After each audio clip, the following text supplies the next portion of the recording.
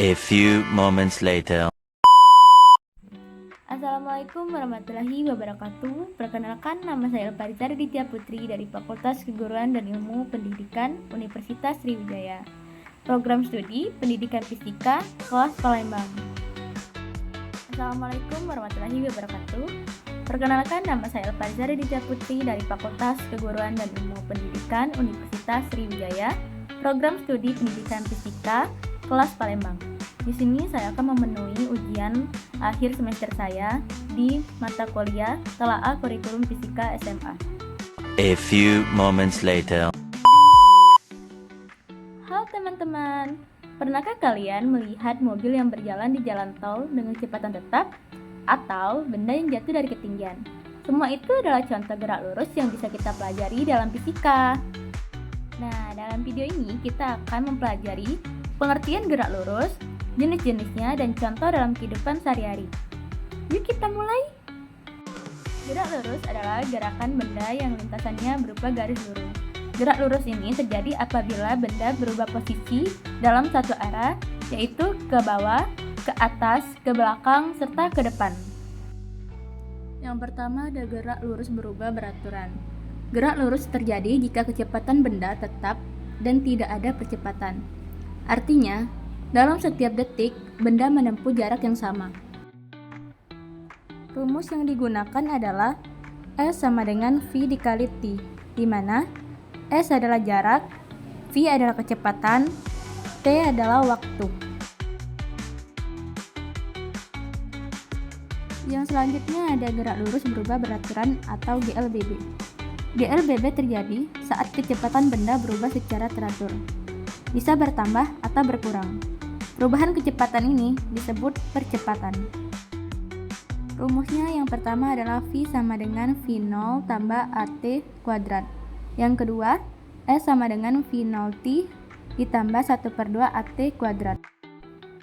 Yang ketiga adalah V kuadrat sama dengan V0 kuadrat ditambah 2AS. Contoh soal yang pertama GLB. Sebuah mobil melaju dengan kecepatan 60 km per jam selama 0,5 jam. Berapa jarak yang ditempuh? Jawabannya yaitu S sama dengan V dikali T sama dengan 60 dikali 0,5 dan hasilnya 30 km. Dan salah satu contoh dalam kehidupan sehari-hari yaitu mobil melaju di jalan tol dengan kecepatan tetap.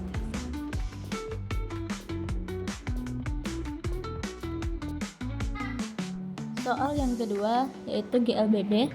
Sebuah benda dilempar vertikal ke atas dengan kecepatan awal 20 meter per sekon. Hitung ketinggian maksimum. Gunakan G sama dengan 10G sama dengan 10 meter sekon kuadrat. Jawabannya yaitu kecepatan akhir di puncak sama dengan 0. Jadi V kuadrat sama dengan V0 kuadrat min 2GH. 0 sama dengan 20 kuadrat min 2 dikali 10 dikali H.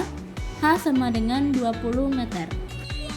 Dan salah satu contoh gerak lurus di sekitar kita, GLBB, yaitu terjadi saat kamu naik motor lalu mengerem mendadak. Kecepatan berkurang secara teratur. Dan juga ketika sebuah buah lepas dari pohon, gaya yang bekerja padanya adalah gaya gravitasi. Gerak ini tidak membutuhkan gaya awal, hanya dipengaruhi oleh gravitasi. Karena hanya gravitasi yang bekerja, maka percepatan buah adalah tetap dan bernilai 9,8 meter sekon kuadrat ke bawah, atau dibuatkan jadi 10 meter sekon kuadrat dalam beberapa soal. Yuk kita simpulkan dari pembahasan dalam video tadi.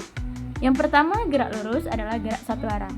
Dibagi menjadi dua, GLB kecepatan tetap dan GLBB kecepatan berubah secara beraturan. Kita bisa menghitung jarak, kecepatan, percepatan dengan rumus-rumus sederhana.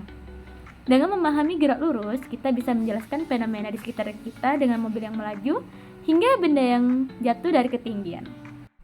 Nah, itu dia penjelasan tentang gerak lurus. Sekarang, coba amati gerak benda di sekitar kamu. Apakah itu termasuk GLB atau GLBB? Terima kasih sudah menonton. Sampai jumpa di video pembelajaran selanjutnya.